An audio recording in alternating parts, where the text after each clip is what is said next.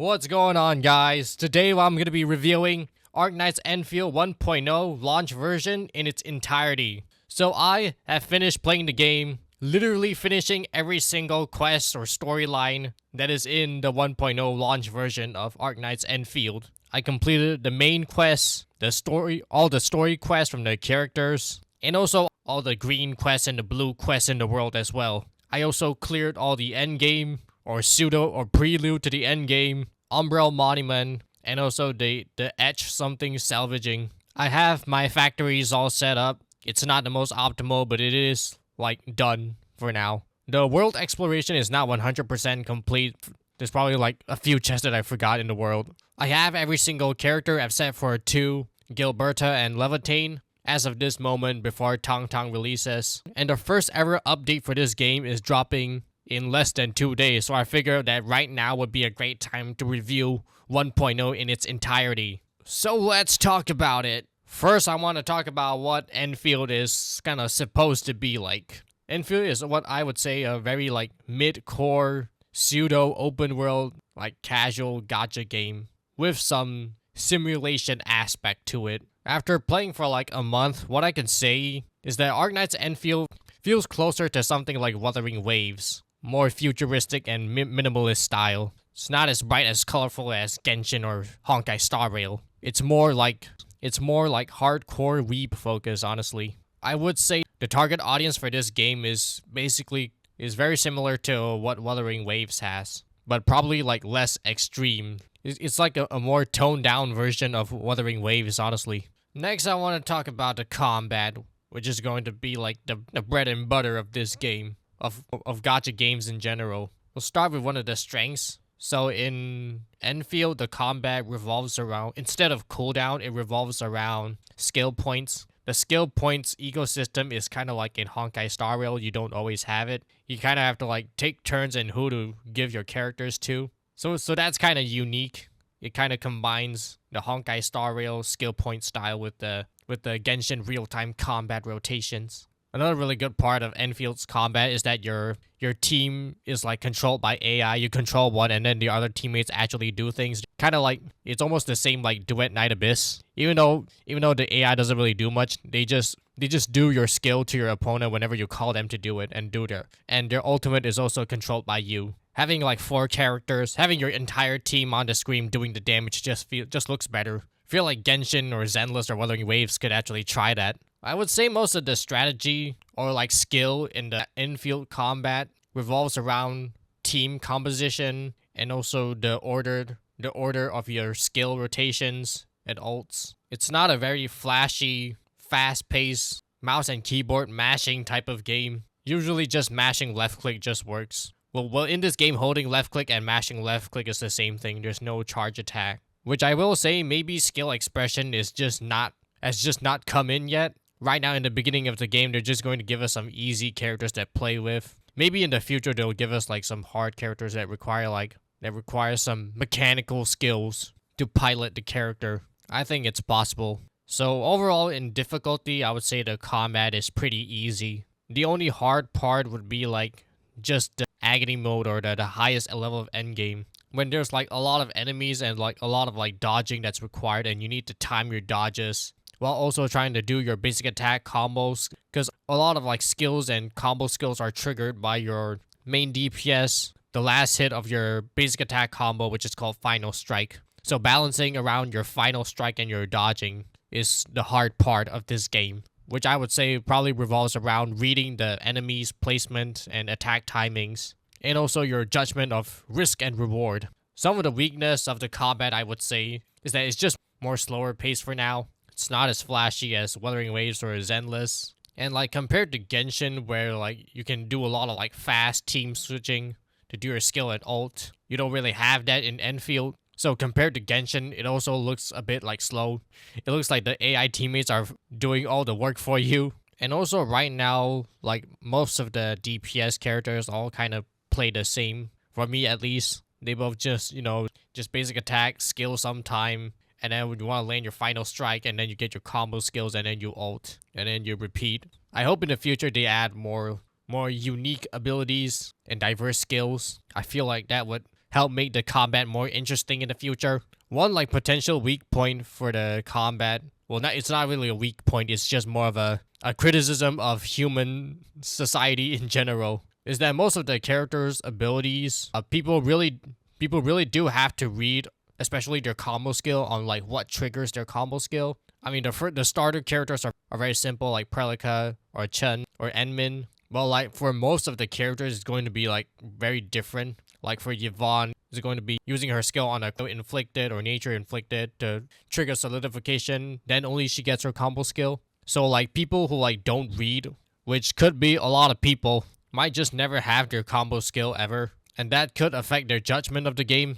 I don't really have a solution for this, just maybe make the explanation more self-explanatory or easier to understand, so people won't like skip past a wall of text. Overall, I would say that combat is like really interesting and engaging for like most people. For like very hardcore mechanical people, I'm worried that it might get a bit stale eventually because of the slower pace. Maybe potentially they'll have a character that's like moves super fast, then that might satisfy the more mechanical people. But I think the combat is interesting and engaging enough for most people. One more thing I want to add for combat, for people who come from Genshin or Star Rail, this game doesn't really have that strong of a sustain characters. It's more like Wuthering Waves or Zenless. Most of the sustain is like heal the main operator for 2 HP after a basic attack final strike, or some stuff like hold up a shield for 2 seconds, and if they don't get hit, they go back to being useless. So no easy healing or shielding in this game for now. And I honestly don't really expect them to make a character that's like very easy sustain, because this game is more dodging centric. Next up, I want to talk about some of the system or unique system. We'll start off with Enfield's signature game mode, the factory. Well, I say game mode, but it's not really that much of a game mode. So you've seen from all the videos, Enfield has like a factory system. And if you haven't played the game and you want to know whether that's a big part of the game or not, I also had that question too. And I will say that you do have to play the factory whether you like it or not, but you don't have to do it all by yourself. You could just go to YouTube and just copy blueprints and put it in. So why do I say that you have to play the factory system? You can't just ignore it. Well, first is the gearing system. To unlock relic set or like the artifacts. So instead of like rolling for artifacts or relics in like other gacha games, in this game the artifacts and relics are like don't have any RNG, it's just there. They just have all the stats. You can still like refine the stats and all that, but there's not much RNG. You won't have to be farming for artifacts forever like in other games. And to create these relics, you need a gearing component, which in normal people terms is just an item material from the factory system that you have to produce. But it's honestly not hard. You just set it up and it just automatically produces forever for you. Like you could go to sleep and it's still producing.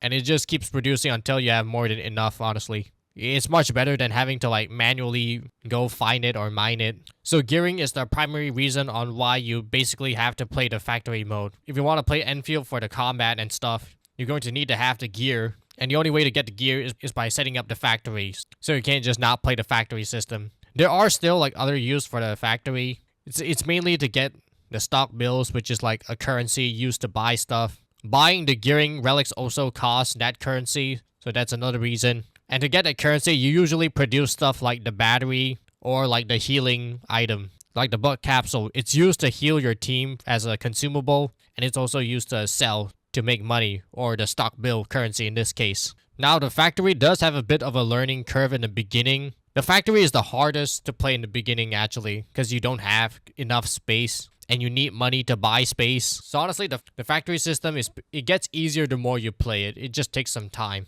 Like I would say like 1 week of messing around is basically enough. And once you set up your factory, you basically don't have to do anything about it anymore. It basically doesn't, it's not even a game mode anymore. You don't have to optimize everything, but once you get what you need, which is the gearing system and like enough batteries or bug capsule or whatever trading items, once you get what you want, you don't really need to go back to the factory every day anymore. In fact, I would say it's one of the least played mode. People might get turned off by the factory mode because it's not really what we're used to, but you just need some patience and also some googling YouTube skills just to find a blueprint and then just paste it on your factory, and there you have it. You just need some basic factory skills to get started, to get some of the stock bills so you can expand your factory space. Most blueprints are made after you unlock all the factory space. Now, I do know the factory base system also allows for a lot of like creative expression, but so far I've not seen like very good use of it. You can't really build a Minecraft mansion in here. You could like set up your factory to look really cool or whatnot. But you know, hopefully they could probably add something like really fun in the future. It's not too interesting for now. So besides the factory, I want to talk about the next thing that's adjacent to the factory, which is the tower defense system. I know Arknights is originally a tower defense game, but I think I dislike the tower defense sub-game in this game the most. So the game gives you like multiple like towers. There's two ways to use the tower defense. One is in the open world where you can like put your tower defense in a edge essence domain, and then you can like set it up and then the tower defense will help you fight it in the open world. The second and the main tower defense mode is in your outpost, your mini bases, and then they will say that there's like an invasion, and then you have to like clear the tower defense mission to get like higher stock bills earnings. What you do is you place your towers, and then like you can't place like the same type of tower near to each other. There's like a limit.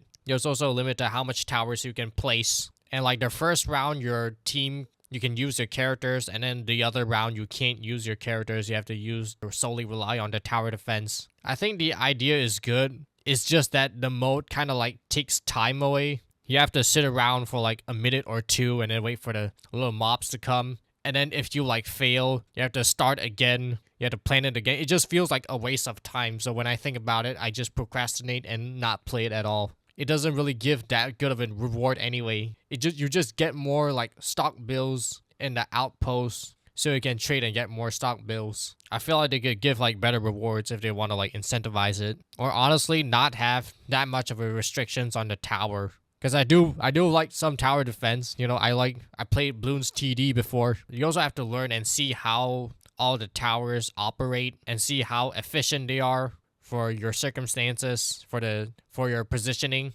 and that all takes time. So when I'm playing the tower defense game, it just feels like I'm wasting time. Let me know in the comments what y'all think about the tower defense, because for me it's not that hitting. I don't see most people liking it either. So that's one thing. That's the thing that I don't like about this game the most, is probably the tower defense system. Initially, I thought the tower defense was like in the open world, the enemies could like go attack your base like in Clash of Clans or something. Thankfully, it's not that. It's not that I want that. I thought it was going to be like that, but thankfully it's not. Thankfully, it's like they'll say that there's a imminent incursion, and then you set up your tower defense and then you only like accept the tower defense mission to start it. So if you don't start it, you just never get attacked actually. Maybe I'm doing something wrong with the tower defense. Maybe I'm not reading all the towers yet. Y'all can let me know. Up next, I want to talk about character progression, or just progression system in general. So character progression, it's not all that different from typical gacha game, open world gacha game style.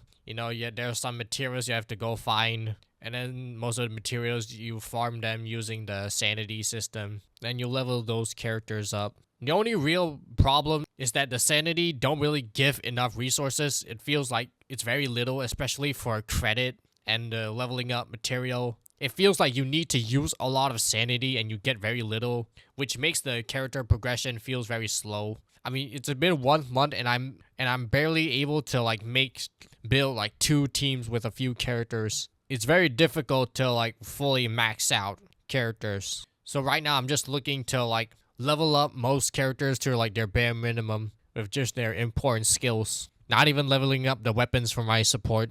They don't take that much time. They just take a lot of the sanity. And they do give a lot of sanity. They give it at launch, at every event. They also give you like a pack of sanity like every day if you complete your dailies. But still, it's pretty slow. You get very little resources. And needing more sanity to level up, to progress your characters, equals using more time to wait for your sanity to restore, which indirectly makes it time consuming, which also makes it that deciding on which skills or resources to invest in all the more important, because you don't want to waste your resources or your sanity on like skills or weapons or characters that you don't need. Maybe it's because we all playing so many characters at once right now. Maybe in the future they won't drop that much characters, especially for the 4 stars and 5 stars. We'll have like less new character to build, and the problem will fix itself eventually. Just right now, we're trying to right now, I want to try out a lot of the 4 stars and 5 stars, and that's going to take a while. So that's where the character progression can feel very sluggish. So in terms of time investment for this game, I would say it's around like Wuthering Waves or Genshin level for like the main story, side quests, world quests. It's very like Genshin. Like world quests can be long, but not like Amphorius level of long. For now, the story quests, like the character story quests, those are still long. Those are kind of like Genshin level. It's almost like movie length, so almost like 1 or 2 hours even. Character story quests are like guaranteed to be long. Other random quests are usually quite short. The green quests are usually long fetch quests, and the blue quests are all like very short. All can be done in like a few minutes. The blue quests are just there for you to open up the map or the world. And the time investment to do your dailies and to use up your sanity it's about as average. Though I would say sometimes maxing out your daily rewards takes a bit more work. You can't just farm for your sanity and just get everything. You usually need to like level up something, like level up your character, level up your relic, level up your weapon for it to count. And most of the time you can do your daily mission and it will just like give you a lot of points to max out your daily rewards. So you have to pay attention. Sometimes you can like accidentally miss out on maximizing your daily ore barrel crystal rewards. I suggest like doing the daily mission if you want to just quickly get it out of the way. Sometimes consuming sanity is not enough. Daily missions are very simple. It's usually just like fixing a robot, doing the Tetris puzzle thing, so you don't miss out on your daily rewards. Up next, I want to talk about something that people care about. I mean, this section people might care a bit more, and it is the gacha and monetization system. Now, I already made a few videos on this, but I guess I'll update it here, because this time I have my personal experience with it. I won't explain the entire thing, so you can watch you probably already know it by now, or you can watch my other videos. I explained it like 2 times already. The gacha system, the pity system, is like more like all or nothing. You can lose your guarantee. You have to be more committed, but it's like way cheaper. So it's like better for like unlucky people and like discourages building pity. And for me, I experienced a really bad part of the gacha system. Well, not a bad part, but like I experienced the worst case scenario. Well, not worst case, but like worst case in terms of luck. So I didn't pull for Levitain or Gilberta. I only used like the free pulls that they give you, the limited free pulls that they give you that you have to use it. So I saved all of my pulls for the third banner for Yvonne. And after rolling and rolling, I got until like a 50-50, which is like the 80 pull or something. I think there was like some soft pity. So first time I have 50-50, I lost to last right. And then I was like, okay, I guess I'm fine. I say I'm fine, but you know that I was not really fine. I already had like 2 copies of Last Right I think. I understood the gacha system. I wasn't too used to it yet. And then like a few more 10 pulls, I got a 6 star again. And then I thought that this time it's Yvonne, right? But it wasn't 120 guaranteed pulls yet. And the second 6 star turned out to be Ardalia. So I lost 50-50 twice. And that did not felt good. Even though I know that mathematically it's still okay. But losing 50-50 twice feels very bad coming from like Genshin or Hoyoverse games. And then eventually, all the way I scrapped the game for every free pull I can get because I really wanted Yvonne.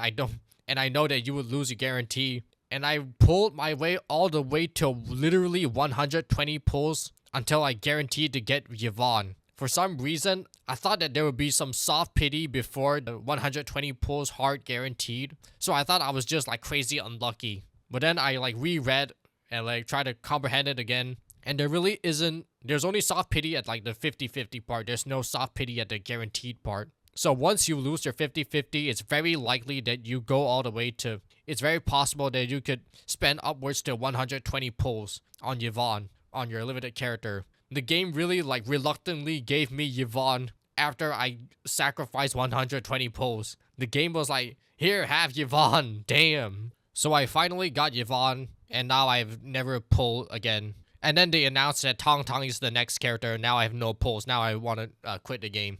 And now I want the game end myself. So that's my experience with the gacha system. I mean, for me, my plan is to see I'm probably going to give up pulling for Tong Tong. I have like 10 free pulls that I have to use for Tong Tong, but That's about it. If I don't get Tang Tang in all the free pulls, free limited pulls they give me, I'm probably not getting her. So my plan is to just keep farming until I have 120 pulls and see what future characters they got for me. And now I know that 120 pulls on Yvonne just sounds like really bad. But you know, mathematically comparing it to other games like Genshin or Star Rail, it's probably like better. It's like lower and more cheaper. But then again, in Genshin and Star Rail, they have like 2 rounds of like soft pity. So it usually on average it'll be like 70 pulls to get a character or to get a 5-star. And then like in most case scenarios, it's usually like if you lose the 50-50, it's going to be like 70 plus pulls times 2, so it's end up being like 140 pulls. And in Enfield, in this case, I got her in 120 pulls. That's considered like extremely unlucky. In other gacha games, there's like 2 rounds of soft pities. Even if you lose the 50-50 and like you're trying to roll your wave with the guaranteed 2 rounds of soft pity, just feels safer than only like 1 round of soft pity. So Enfield, while it is good, it just feels bad, especially for people who don't know, who are not informed, who are from Genshin and all that. I think the problem can be fixed just by giving some more free pulls for more ore barrels. I know they can't really change the gacha system at this point. If I could like make changes, I would probably change it to make it not so you won't lose guarantee. Give some soft pity at the 120 pulls part. But I know it's all like mathematically calculated for them, so can't change much about that. So how does it compare to like the Genshin or the Wuthering Waves, the typical gacha rates? At this current point, I kind of much rather prefer the Genshin Hoyoverse style. But maybe if Enfield gives more free pulls, then I'll see if mathematically is Enfield like better for free to play. But those are my like updated thoughts on the gacha system for Enfield. I played until 1 month. In terms of character acquisition rate, I have all of them except for the 2 previous limited characters. There's also one thing that I didn't mention in this video is that you can potentially lose 50-50 to like the previous limited characters. So far, I have not experienced that yet. I really like that aspect, but I just haven't had the luck to experience that yet. So I'm kind of a non-believer at this point. I mean, I lost 50-50 twice, and it's just standard banner characters. How can I believe? Maybe I can get Tang Tang in like the next banner update. But if I'm rolling for like the other character in the future, I probably want that character even more than Tang Tang. So the gacha is kind of 50-50, literally. I don't hate it, but I'm giving it a chance. I mean, I already did give it a chance, and it did not feel very good. So only time can tell. I feel like Enfield's gacha system is more like free-to-play value in the long term. Which brings me to my next point, is this game free-to-play friendly in this current economical state of this world? And like comparing it to like Genshin or Wuthering Waves or Honkai Star or Zenless. So one thing that's like better, that's like unique to Enfield or better, depending on you, is that getting character duplicates like constellations or eidolons, they are not as impactful in this game compared to like the other Hoyoverse games or like other gacha games really. There's only like 5 slots for most characters, and most of them are like very basic upgrades, like they get more damage in their skill or whatever. It's not like in Genshin where they're like C2 makes their skill summons God, and the character is like actually useless without their constellations. Like the Genshin 4 stars that are like, because they're 4 stars, most of their kit is like paid well by their C6 because they think that 4 stars are like easier to get. It's like justified to make them more reliant on having their C6 to be like a complete character. In Enfield, it's very much the opposite. Duplicates are very much like a small bonus to have. It's usually just like some of your skill or your technique does a bit more damage or like lasts longer or like some small quality of life. This could go 2 ways because, you know, some whales, they like to like whale for their characters and they have way too much money to spend and they want their characters to have all the broken constellation. They want to show everyone, and they can summon the god and the devil to clear every endgame ever. But, you know, for most normal people with a limited amount of wealth to our household, the endgame mode and the meta not relying on having duplicates is a godsend. So that's one major selling point I have for Enfield, is that duplicates really don't matter. Once you roll for the character, you basically don't have to roll for the character ever again. You kind of don't want to, actually. Rather just win the 50-50 or like lose to a character that you don't have.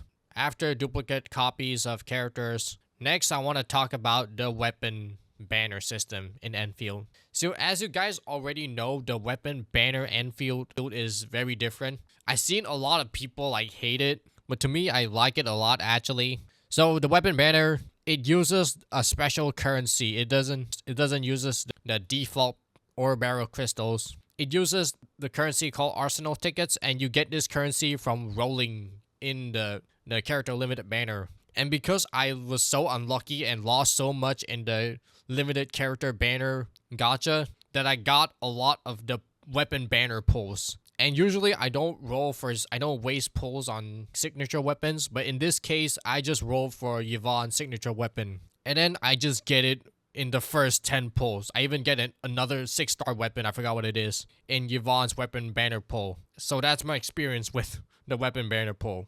I also use it to pull for Li Feng's signature weapon, the Mountain Bearer. It was also pretty easy. It's only like a few 10 pulls and you can get it. I'm also trying to pull for Pogner-Richnick's signature weapon as well, but I haven't got it yet. I was expecting to spend a lot on Yvonne's weapon banner, but I just got it in the first 10 pull. So that made me a happy person, finally. Made my life worth living again. But I do see like people like hating on it. They say that they can't roll for it, or like maybe they're too lucky on the character banner that they don't have enough currency to pull for the signature weapon. I think that's might have been their issue. But it worked out for me.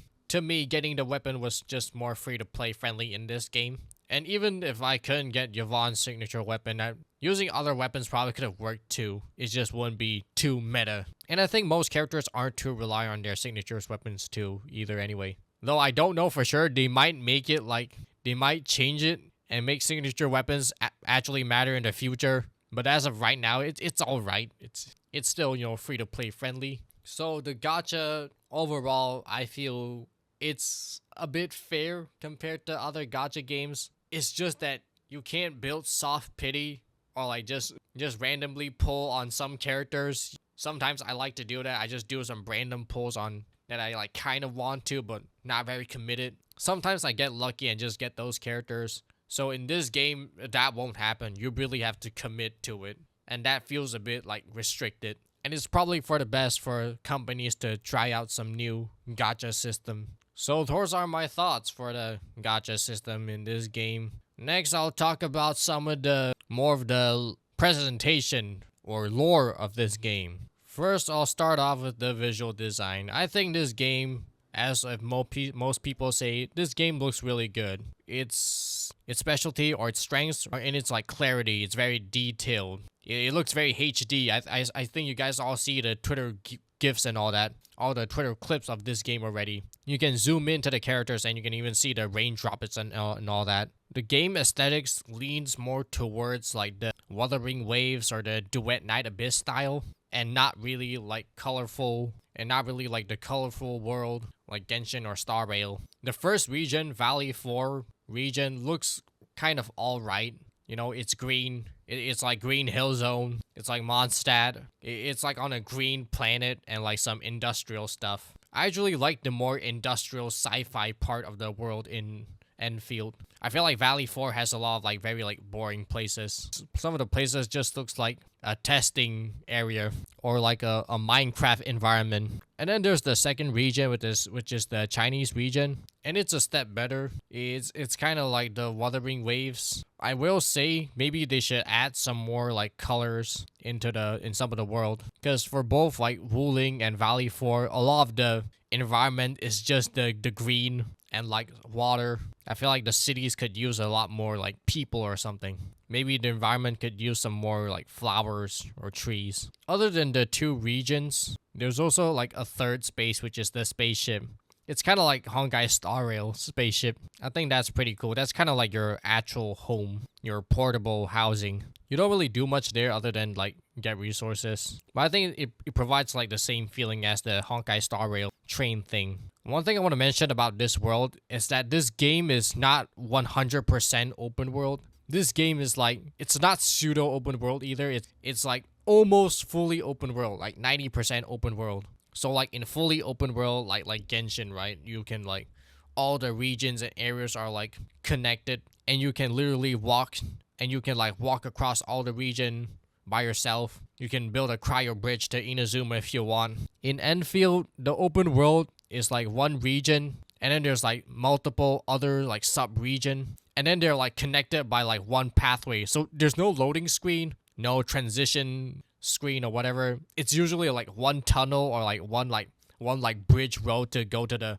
other region. So it feels very open world, but you know that it's not like fully connected. It's like one road goes to the other region. And the open world just kind of like ends there. If you want to go to the next region or the next planet, actually, you canonically have to go to the spaceship and go to the other region, or in this case, using the teleport. And speaking of teleport, this game needs to add more teleport nodes in this game.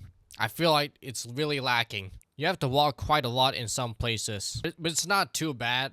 I think the map is like deceptively large. The walking distance is not as big as you see on the map compared to like other games map. This map, in Enfield's map, it looks really massive, but in the real walking distance, it's not that far. So it feels like there's not enough teleport nodes. It's like you have to walk a lot. I feel like that's just an optical illusion. So that's what I would say about the world for now. Though I will say that, like most people have already said, a good portion of Valley 4 is like the tutorial, so it doesn't feel that much of a real world. You get some more interesting stuff in Wuling, but so far we only have like 2 sub-regions of Wuling, so we don't get that much yet. We're gonna have to wait for the world building to really come out. Next, I want to briefly mention the music of this game. Now, the music is largely pretty good. It's like very like, I think Arknights already have pretty good track record of music. I remember that one ad song that everyone remembers, the something something speed of light one. In this game, there's a lot of like soundtracks that are like very like subtle. Most of the music here are on the more like quiet side, I feel. Except for like maybe like Yvonne's DVD or something. Not much vocal track as of right now. Hopefully they'll give us some more banger music like the Arknights Speed of Light song again. That'd be pretty cool. Hopefully they could give us some more like modern style vocal tracks to promote their characters or their game. Kind of like Wuthering Waves, Catch Me If You Can. I think that would be a good direction to go. Next up, I want to talk about the story. Now, Enfield's story, especially in the beginning, is one of the story of all time. That's how I would say it. Now, the first few cutscenes are really cool, and then after that, it's just a very long tutorial, like most like RPG games. I think most of the dialogues are like quite forgettable. You only need to remember like the cool cutscene and cinematic that happens. I mean, one major advantage of this game is that you can skip basically all of the story if you want to. There's a skip button. If you're here for that, then that's basically it. The main character, the admin, he or she is a self-insert, so not much to talk about that. Perlica and Chen Qianyu is kind of just like Dan Heng and March 7. I would say the story gets a bit better at like the ending of the Valley 4 and also at like the beginning of Wuling. Those are some of the memorable parts of Enfield's story. Other than that, the story, most of it, it's like fine. It's like serviceable. Most people agree the story is just there. I think in one point in the next update 1.1, we're going to get some more Tang Tang story. So that's something interesting that we can look forward to. Now, other than the main story quest, there's also the character story quests, the individual character story quests. There's already a few. I think there's like 4 actually. There's one for Levantine, there's Gilberta, there's Yvonne, and also surprisingly there's one for the Wolfguard. They just randomly have one for at least one like 5-star male character. So just now I said the story quests are like quite long. They're like movie length. You're expected to like sit down for like an hour or 2 and just like watch a visual novel. The story quests are very similar to like Genshin or Wuthering Waves. Usually basically just go out on a date with the character, a lot of dialogues, and then at the end you'll like go to a dungeon and like fight some monsters. And then after that, you and the character are going to have like a emotional cutscene or cinematic, and then you marry the character and happily ever after. Okay, maybe not the last part, but you already know character story quests are like that. And for me, I usually put off the character story quests for most of the gacha games. For me, they take up a lot of time. They don't give that much reward anyway, and they usually keep stacking up forever. So I just finish all 4 of them while the game is still new before they become like homework. But I think the story quest it's not that bad, especially if you like the character. Like if you like Yvonne, you would definitely like the Yvonne story quest. It's pretty cool. It's not just like a date. You actually talk about like previous events in the Enfield story. Like you talk about Tata. You talk about the robot a lot. Levantaine's the first limited character, and her story quest is also like quite unique and cool. Levantaine's story quest involves a lot of like going to like different world and stuff. It feels like going to a whole different game. You go to like the ice world in the beginning of the cutscene of the game. You also go to like I don't know some place that looked like a school or something. And then I won't spoil too much, but then there's like Levantaine's ghost or something like that. Gilberta's story is pretty alright. It's very like it's more peaceful. You don't go to other worlds like the one in Levantaine. I already like don't remember most things that happens in those story quests, but the final moments of the Gilberta story quest is actually like quite cool. It's quite like emotional and heartwarming. Very nice to see it. Very memorable. I like the part where she goes like, "Oh, if you forget me, I will message you again." And they say something like, "This was our Arknights Endfield." Okay, maybe not the last part, but you already know what it's like. And then they also have a story quest for Wolfguard, so they can have like a special story quest for some of the 5-star characters, not just for the limited 6 stars. And I think they just have this one just so they can have at least like 1 male character as a story quest. The Wuling region is opening up, so that means that they could have a Li Feng story quest soon. Wolfguard's story quest is pretty cool. I like their accent. I think it's like Italian or something. They just randomly say some Italian words for cool points. That quest was more or less just messing around in Valley 4. And you learn about like the pack. You learn how they are like the alpha wolves and all that. I won't spoil too much, but that's basically it. Though if you think the story quests are like a bit too long, it's like 1 or 2 hours. You have to stay in the quest. You can't go to other stuff. You're like locked into the admin perspective. There's always that skip button for you. That should save like a lot of time, especially if you don't really care about the character. So you have that as an option, which is really good for people who don't want to spend that much time on story quests. And then we go a tier lower, and there's the NPC type of fetch quests. And there's not much to talk about the NPC blue quests. I would say most of them are very like dialogue skippable.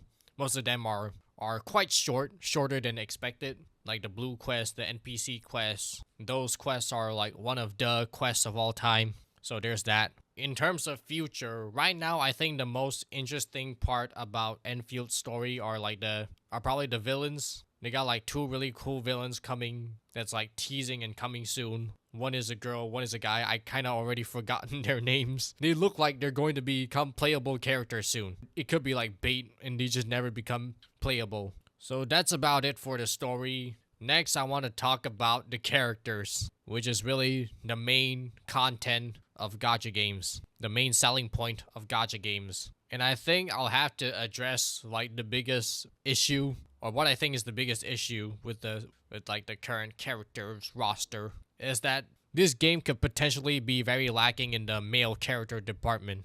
Like for the first launch version, it's 3 female, and then the next version, the next update, it's another 2 female. And the next 2 are both like childlike female characters. So that is not looking too good for the game in terms of optics. But you know, for the standard banner roster, they do have 2 male characters that are like really good, that are like really cool. My favorite character right now is probably Li Feng, but Partner Rich Nick is pretty cool too. I like his hair. It's kind of like mine. We need more male character hairstyles like his in gacha games. It's not that surprising, I guess. They say in Arknights that the male and female character ratio is very skewed towards female, but the male characters tend to be of quality despite not having a lot of them. So the male characters are going to be more like quality. So the male characters are usually going to be a more quality and a little less like spammy. It's kind of the case for most gacha games, but usually for like Genshin and Honkai Star Rail, it's a bit more balanced. Wuthering Waves and Zenless Zone Zero are a bit worse in that area. Like I think I recently just saw the Zenless Zone Zero like banner revenue chart, and then there's only like 3 like male limited character banners, and they're all like at the bottom. It's like Lighter bottom, and then Hugo bottom, and then Banyue, which is the lowest, the first ever lowest. There's also like 2 female characters that are also really low as well. I think Zenless Zone Zero only has like 3 like limited male banners, and they're all at the like the bottom. And then most of the female characters are like in the middle, and then the 3 Void Hunters are at the top, like the Miyabi, the Yishin, the Ye Sun Guang are all at the highest top. I don't know how it's like in Wuthering Waves. I think Wuthering Waves just recently has Luke. He seems to be pretty popular, so there seems to be some shift in the tides. So hopefully Enfield it can also be a bit more balanced and have some male characters as well. And looking at Enfield's design, they seem to be capable of making like good male character design. I think it's just that they want to like play it safe for like the first few versions of the game. They want to drop like some safe female characters, some like safe female character design that can like cater to like everyone, to the mainstream first before they start exploring. To me, Levitane and Gilberta seems kind of generic. I mean, they're not bad, they're just like generic. Levitane is like a generic DPS female character and fire character in a gacha game. Gilberta is just like okay, she's like nature. And I also think Yvonne is quite simple, but she's very attractive to like most people. She's very attractive to the mainstream audience, so I like her the most in the limited characters. Tong Tong is pretty cool too. Her having like Chinese and English voice actor being the same person is really unique. And Rosie is up next. And having 2 like child female characters back to back does make the game look kind of bad right now. So hopefully they quickly announce some more interesting characters, some more like appealing characters as soon as possible.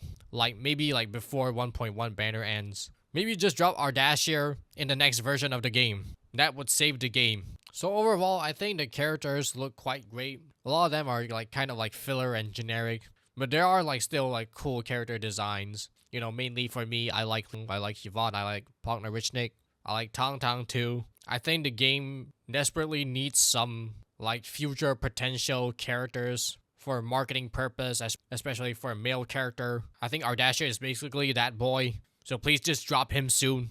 Enough baiting. Right now, I would say Yvonne's marketing is carrying the game popularity. I was also thinking maybe they should have just dropped Yvonne as the first ever character. Maybe that would have made the game even more popular as a first impression. But I think that's a discussion for its own video. I really hope the male character ratio doesn't end up like Zenless Zone Zero, where the game has a lot more female characters, so the audience demographic is mostly wants female character, and then they try with some male characters, but then the male character flop because the audience demographic that likes male character already left the game, so no one cares about the male character anymore. So they think that male characters don't sell well, and it's just a vicious cycle. So I hope Enfield gets out of this male-female character trap and just keep it balanced. Keep the gender ratio relatively balanced. Doesn't have to be 50-50, just try to keep up with like Genshin or Star Rail standards. You can have like, you know, more quality males. Most of the filler spammy characters are more female. Next up, we're gonna talk about some of the launch controversy with this game. Now, there's not a lot. It's just mainly the PayPal bug that was kind of the big thing. You know, people like swipe and then they get their like PayPal account stolen. It was like a really like massive technical error. So that ended up getting fixed in like a day or two. And that became a non-issue ever since. It's just that the initial trust might be like pretty bad. But you know, that also proves that they can like fix a technical issue relatively quickly. And you can trust them mostly. Most of the damages are undone now. After that, not much problems. You know, game is relatively optimized. They say it was definitely more optimized than Wuthering Waves for version 1.0. So that's one win for Enfield. For me, I didn't have any login issues or launch issues. It's just that sometimes in the world, the jumping and the terrain and objects might be a bit goofy. Sometimes you will like jump on like you'll like jump on like a fence and then you'll just fall forever. You're like stuck falling there. And then sometimes there's like an invisible wall. It's not intended for you to jump over, but it feels like you can jump over it. You're like 4 feet in the air and you can't jump over the fence or an object. You're just hopping vertically in the air with no horizontal movement. And then eventually you just admit there's an invisible wall and give up. That's kind of the bad part about it. Climbing is also really weird too. Like most places are like not intended to be climbed, so you just might as well just give up. There's quite a decent amount of criticism for the game from like journalists or like just community in general, but I feel like the character popularity can kind of wash out the game perception. Most people do think that Enfield is a pretty good game. Nothing too bad about it. Most people are like attracted to the characters. So I would say the biggest strength of this game is, first is the characters. Second is the free to play. This one is debatable, but I would say Enfield is a bit more free to play friendly than other gacha games. That's one pro. Third is Enfield graphics are really good. Fourth is also like subjective, but Enfield is a more casual and cozy game and not as hardcore as it seems. Free to play, one reason is that duplicates are not that important in this game. So that's one point for being free to play friendly. One more strength I would say, it's not really a strength in this era, but it is a strength nonetheless, is that there's a skip button. It's only this like more targeted towards Genshin. It has a skip button. You can skip basically every like dialogue or story in this game. And now to the weakness of this game. Factory system kind of scare people off. Some stuff like putting down the mining facilities and the relay towers for the mining ores can be like can feel very tedious to set it up. I put those off until like the very last thing to do, but it's more like optimal for you to just do them first. Third weakness I would say is the gacha system can work against you if you don't know what you're doing. Like you could like randomly like pull and then build soft pity and then lose your guarantee. Another weakness is that the story is one of the story of all time, as I just said. Another weakness is that it might be hard to justify putting Arknights Endfield in your phone when you already have like other gacha games. It might be hard to justify just yet. And the last weakness I would say is the lack of balance in the male and female character ratio. That could possibly be a problem very soon. So who is this game really for? I would say if you like most gacha games, you'll like this one. You should try it out. It's more like Wuthering Waves leaning, I would say, in terms of most aspect. One potential weakness for this game I'm worried about is that this game might not be too specialized or too catered to anyone. If you want like a gacha game with like hardcore combat, you're better off playing like Wuthering Waves or Zenless. But if you want like a more casual game, you would probably go for like Genshin or Star Rail. And Enfield might feel like a bit of a middle of the road. It might not reach both shores. People might not justify a new gacha game and just forget about it. But as of this moment, it seems to still be doing well. It seems to still be getting like mainstream attention at this current moment. So for Enfield 1.0, I think the game did pretty well. I think they did pretty well in terms of the character design. I would say that's the biggest part. The biggest selling point for me is the characters. The rest are just kind of like optional stuff. I think releasing a character like Yvonne secured the game's initial popularity already. They just need to keep it up. So what I want to see at 1.1 is to just drop another character that could get like mainstream attention again. I think it's a bit of a mistake to drop two like childlike characters back to back. I think Tong Tong is like cool and unique enough, but like Rosie might be a bit of a bad decision. So I hope they could just quickly like tease and drop Ardashir or like other like or like maybe like a new ruling male character or like a ruling main DPS. I think that would be more better for the state of the game. And that is about it. That is my review of Arknights Endfield 1.0. Let me know in the comments on what you think. And the real test for Enfield starts in 2 days. I'll see you there.